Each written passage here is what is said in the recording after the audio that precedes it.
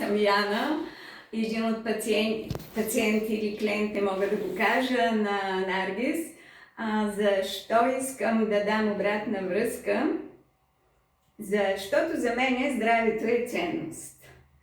И толкова силна ценност, че принципно аз съм водена в тази посока. С нея се запознахме съвсем случайно.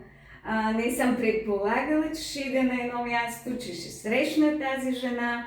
Тя ще отвори тема, за която аз 2 месеца имах настройка на гласа да си проверя. Принципно живея в този си личен план по посока здраве вече сигурно 17 години. Не си вярвам и се проверявам. Щях да ходя в Бургас на аналогичен апарат да ми правят тест. Защото знам от предходния ми анализ, че там вече неща се променят най-добре. И след като видях тази дама, усещането ми е единственото, което ме води. Имах малкото време, слушах внимателно и се доверих. Точната дума е да си довериш, защото това е ценно и важно. При направения вече анализ, аз останах изключително изненадана, защото мен ме водеше един симптом. Едно малко питънце на бузата, което вече знаех, че не е раково заболяване. Което пак живота ми подсказа, че не бива да примахвам с така наречена лазерна терапия. 3 пъти отидах и 3-те пъти не се видях с лекара. Извода беше: това не е твоето нещо. Има друга причина. И много силен мотив беше при мене да не ходя вече до Бургас. Аз се доверих и да видя какво ще каже тази система. Имах доверието.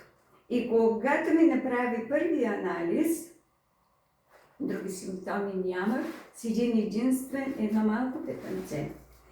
Това не е първата ми диагноза, една от междинните диагнози, на което не знам дали се вижда, но ако погледнем зеленото е диагноза, розовото е патогенни причинители. След като минах всички фази, след като и започнах съответната терапия, предпоследната ми диагноза, анализ, ето погледнете колко останаха зелените диагнози, колко останаха причинителите. Което няма нужда да мисля дори, те резултатите идват автоматично. Имате право, имате основание да ми кажете, както съм го чувала. Ти вярваш ли, че това е вярно, че това работи? Не вярвам на нищо. Аз просто усещам. Аз се чувствам и това умение да се чувства човек, да усеща как се е във всеки един от нас.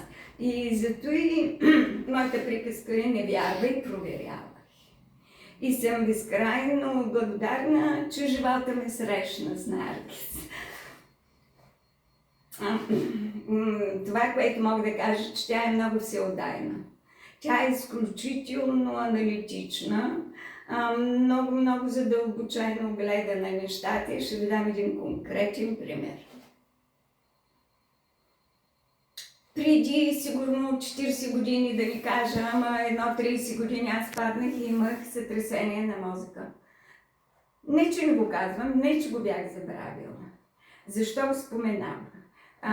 Толкова е прецизен апарата, че установи в гръбначния ми стълб, някъде в областта на шията, притиснати неврони.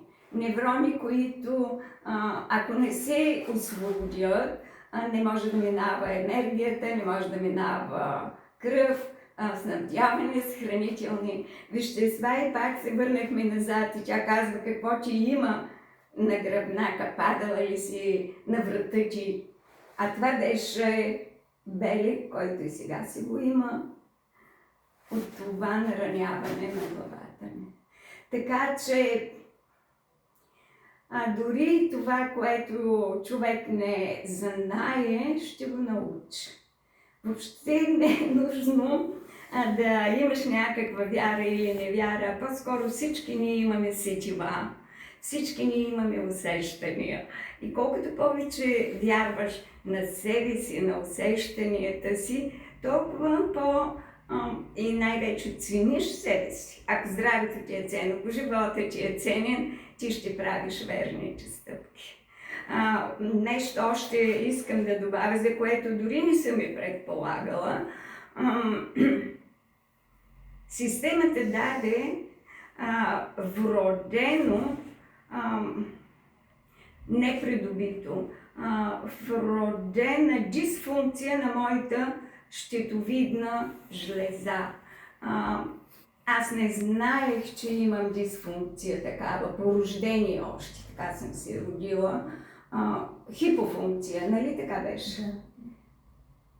Което ме кара профилактично. Знаейки това обстоятелство, оценяйки здравето си, аз да направя последващи стъпки в тая посока.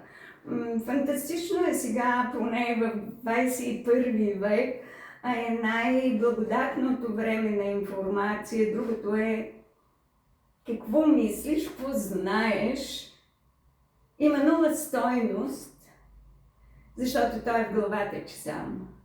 Но когато има информация, която ти показва реално какво е, какво предстои, човек може да взема информирано решение. Благодаря на Наргис от душа и сърце, че си среща. По-скоро живота не срещна. И имам пълното доверие, защото виждам за много краткото време промяната при мен в посока надграждане. Благодаря ти, Наргис. И аз ти благодаря, Яна, за доверието.